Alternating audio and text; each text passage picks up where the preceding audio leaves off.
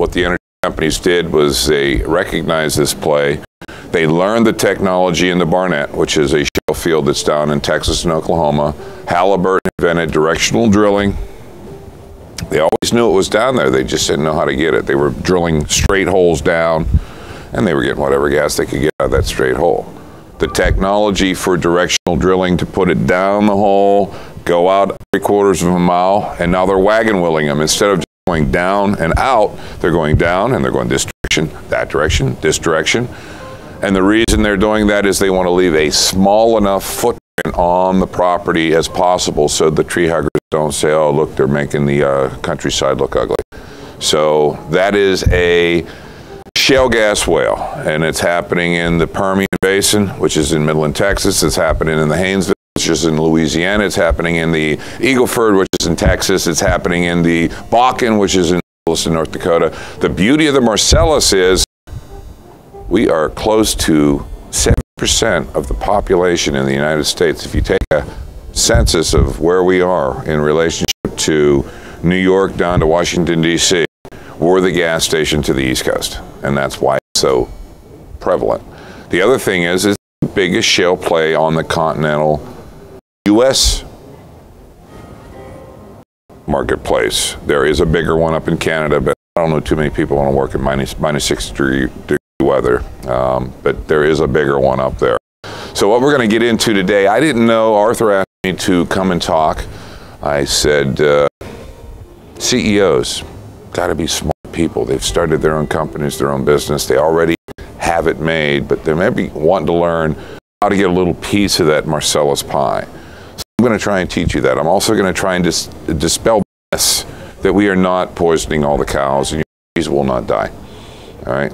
These wells are drilled through the aquifers, which is only 400 to 800 foot down. So when you're drilling a well to get your water or whatever aquifers, we're 1.5 miles below that. And what we do is we put a 4.5, 5.5 inch steel casing down through that hole that we drilled, and then we cement it. So can a natural catastrophe like what happened down in the Gulf Coast with BP happen? Absolutely. We get an earthquake and we rupture some wells, you're going to get some gas and some fluids into your drinking water. So the likelihood, almost impossible, but nothing's impossible. So you drill this hole, they go about 1.5 miles down. They go out at 3/4 of a mile, 3/4 of a mile, 3/4, you know, they're drilling all these horizontals or laterals. And what they'll do is then they clean it out, they put the casing down there, they cement it in place so that if there is a breach, or really there isn't, that you're going to not be affected with your groundwater, your aquifers, the different things that you would bring in from the rivers or whatever would not be affected by the Marcellus. So they drill the hole, they put the casing in, they put the cement in, and then they do what's called wire line. They drop an explosive down through that hole into a series of stages that have flappers and balls to isolate the different stages.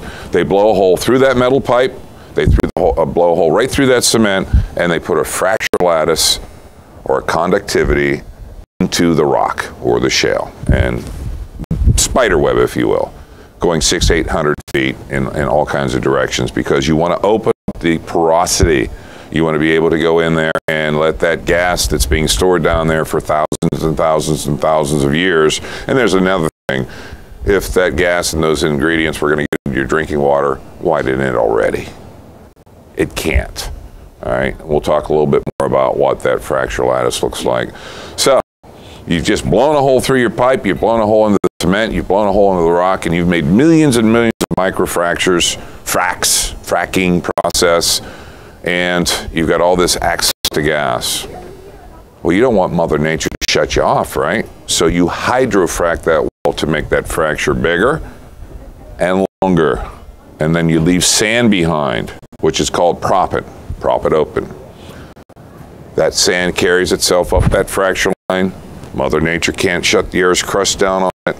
Gas keeps coming for lots and lots and lots of time. So in the end, you want a clean sand filter, no different than what's in your swimming pool. You want that sand to be free of bacteria, iron, scale, all the deposits that you see on your kitchen sink. You don't want that stuff down there because that'll impede gas transfer to the wellhead, which makes them less money. So I'm going to talk briefly about opportunities, not knowing your background, not knowing what your desires are, how much you want to invest in, whether you want a piece of that Marcellus pie. I'm going to talk about some ways that you can make money in the Marcellus. And then I'm going to really focus in on what I believe is the best way to make money in the Marcellus. Who in this room wants to make more money?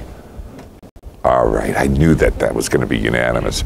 I'm going to try and teach you guys a couple things about how to make more money in the Marcellus if you choose to do so.